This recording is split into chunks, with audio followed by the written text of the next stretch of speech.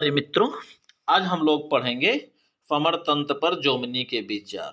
मित्रों, वैसे तो समरतंत्र के बारे में भी साधारण सी परिभाषा हमने आपको बताया है कि लड़ाई के मैदान में युद्ध के प्रारंभ होने अर्थात लड़ाई के प्रारंभ होने से लेकर लड़ाई के परिणाम अर्थात जीत और हार तक की संपूर्ण कार्रवाई समरतंत्र के अंतर्गत आती है। ठीक है, तो देखते हैं जोमनी महोदय उसके बारे में क्या बोलते हैं। समरतंत्र के बारे में देख लीजिए, इस प्रकार है। शत्रु के कमजोर बिंदुओं को लक्ष्य बनाना। जोमिनी का पहला विचार समरतंत्र पर अर्थात समरतंत्र को युद्ध कला भी कहा जाता है, खास करके है ये युद्ध लड़ने की कला। ठीक है, शत्रु के कमजोर बिंदुओं को लक्ष्य बनाना।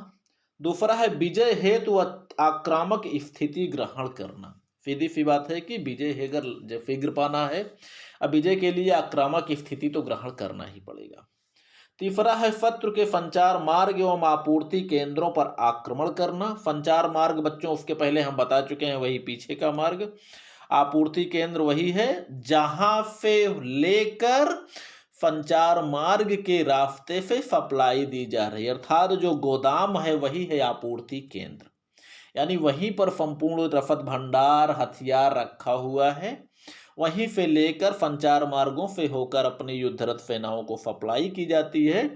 तो संचार मार्ग तो रास्ता हो गया, आपूर्ति केंद्र हो गया वो गोदाम जहां से रसद भंडार से लेकर हथियार तक रखा हुआ है, जहां से लेकर सप्लाई दी जाती है। यानी इन सब पर आक्रमण करना, अर्थात संचार केंद्र यानी रसद भंडार जो भी है, जो हथियारों का भंडार है, रसद भंडार है, जो केंद्र है, जब वो समाप्त हो जाएगा तो लड़ने की क्षमता समाप्त हो जाएगी।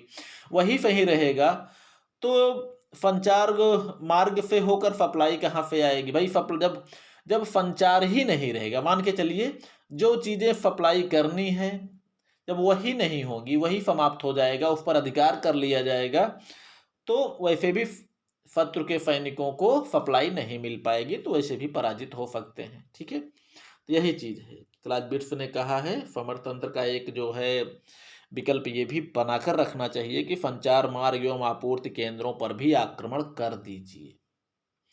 अगला है अपनी सेना को इस प्रकार फैलाना चाहिए कि उसमें समायोजन बना रहे। समायोजन का मतलब एक दूसरे के मदद के लिए एक दूसरे टुकड़ी की पहुंच बराबर बनी रहे।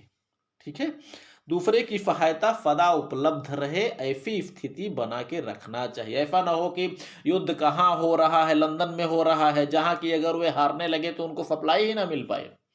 ऐसा नहीं होना चाहिए। ऐसा होना चाहिए ऐसे स्थान तक जो है सैनिकों को लड़िए, सैनिकों को लड़ाइए, सैनिकों को रखिए कि जरूरत पड़ने पर एक टुकड़ी दूसरे की मदद के लिए हर समय उपलब्ध रहे।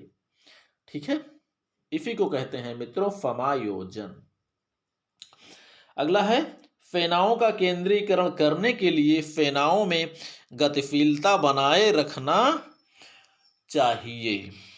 ठीक है, सीधी सी बात है कि अगर सेनाओं को शीघ्रता से इकट्ठा करना है तो सेनाएं जितनी ज्यादा गतिशील होंगी उतनी ही जल्दी शीघ्रता से सेनाएं इकट्ठी हो जाएंगी। ठीक है, तो यही शीघ्र कार्रवाई करना हो चाहे शीघ्र इकट्ठा करना हो, जहां शीघ्रता की बात हुई, ठीक है, तो वहां जो है सेनाओं की गतिशीलता अधिक होनी चाहिए या गतिशील सेना होनी चाहिए। ठीक है, अगला है समरतंत्र पर क्लास बिट्स के विचार। अब देख सकते हैं अपने सैन्य दल सदा गुप्त रखना। विजय हेतु आरक्षित या रिजर्व दल आवश्यक होता है। सीधी सी बात है, जब सेनाएं दुश्मन की थक जाएं, थकी हुई सेनाओं पर अपनी जो है तरोताजा सैनिकों से जब आक्रमण किया जाए तो वही तरोताजा सैनिक जो होते हैं उन्हीं को हम कहते हैं रिजर्व, आरक्षित।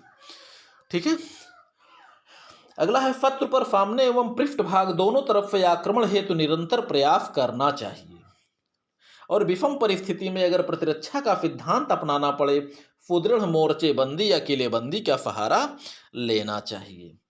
शत्रु के पीछे हटने के मार्ग को बंद करके विजय प्राप्त करना चाहिए।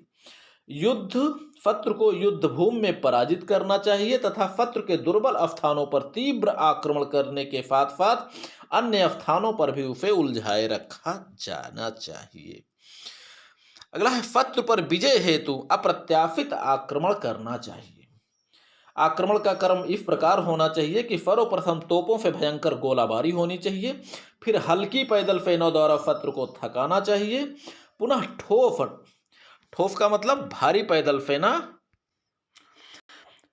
हाँ मित्रों, एक बार फिर से बताते हैं। आक्रमण का क्रम जो है इस प्रकार से होना चाहिए कि सर्वप्रथम तोपों से भयंकर गोलाबारी, यानी सर्वप्रथम, वैसे भी आप लोगों ने लड़ाई में अगर देखा होगा, कभी टेलीविजन में भी देखा होगा, तो सर्वप्रथम तोपों से ही फायर किया जाता है, क्योंकि जब सेनाएं गुत्थम गुत्था अगर भिड़ंत हो जाती है तो ऐसी स्थिति में तोपों से फायर उनके ऊपर नहीं किया जा सकता, क्योंकि सेनाएं भिड़ कर लड़ रही हैं, उसमें अपना भी नुकसान होना है। इसलिए जब सेनाएं सामने आमने सामने हो तो सर्वप्रथम तोपों से भयंकर गोलाबारी की जाती है।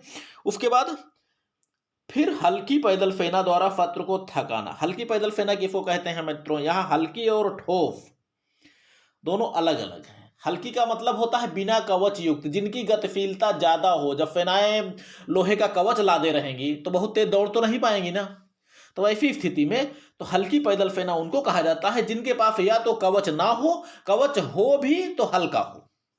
ठीक है, तो हल्की पैदल सेना द्वारा शत्रु को थकाना यानी तेजी से आक्रमण, क्योंकि बिना कवच के होंगे तो तेजी से हाथ पांव चलाएंगे, तेजी से दौड़ेंगे, तो ऐसी स्थिति में उनको तेजी से आक्रमण करना है, कुछ देर बाद उनको थका के चूर कर देना है। ठीक है, तो तेजी से कार्रवाई होगी तो थक जाएंगे सैनिक दुश्मन के। उसके बाद क्या करना है? पुनः ठोस पैदल सेना दो सघन पंक्तियों में होगी, यानी दो सघन पंक्तियों में ठोस पैदल सेना द्वारा निर्णायक आक्रमण करना है। सघन ठोस पैदल सेना का मतलब जो भारी कवच युक्त हो, यानी गति, भारी कवच पहने होंगे तो सुरक्षित तो होंगे, उनकी गति ज्यादा नहीं होगी, उनका कार्य केवल लोहे की तरह लड़ना है। ठीक है, अपने आप को बिल्कुल लोहे के कवच में ढके रहेंगे और सीधे जो है थकी हुई पैदल सेना पे, शत्रु की सेना पर उनको आक्रमण करना है। ठीक है, तीन से निर्णायक आक्रमण का मतलब अंतिम आक्रमण, यही जो है यही सेनाएं विजय प्राप्त कर लेंगी। ठीक है, और ठोस पैदल सेना के निकट जो है घुड़सवार सेना को भी रखना चाहिए, गतिशील सेना मानी जाती है। ठीक है, भूक्षेत्र का विस्तार शत्रु के लिए बाधा तथा अपने लिए छुपाव का मार्ग प्रशस्त करता है।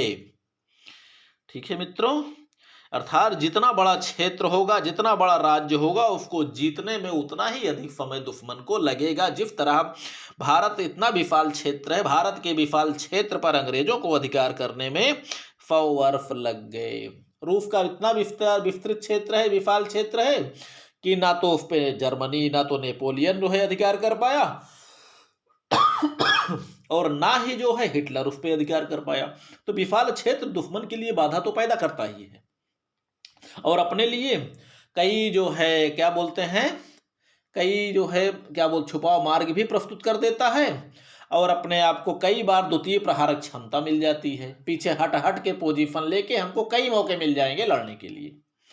ठीक है, तो मित्रों उम्मीद करता हूं ये भी चैप्टर आपको समझ में आया होगा। हालांकि इससे प्रश्न पूछा जाता है, एक आध दो प्रश्न इस बार भी आएगा, हमेशा आता है। ठीक है, चलिए उम्मीद करता हूं आपको जरूर समझ में आया होगा। पढ़िए लिखिए, मस्त रहिए, खुश रहिए मित्रों। जरूर कर दिया कीजिए सब्सक्राइब और लाइक। अब ज़्यादा आप लोगों से हम क्या कहें, एक बार बोल देते हैं, इसको आप लोग बुरा मत मानिएगा।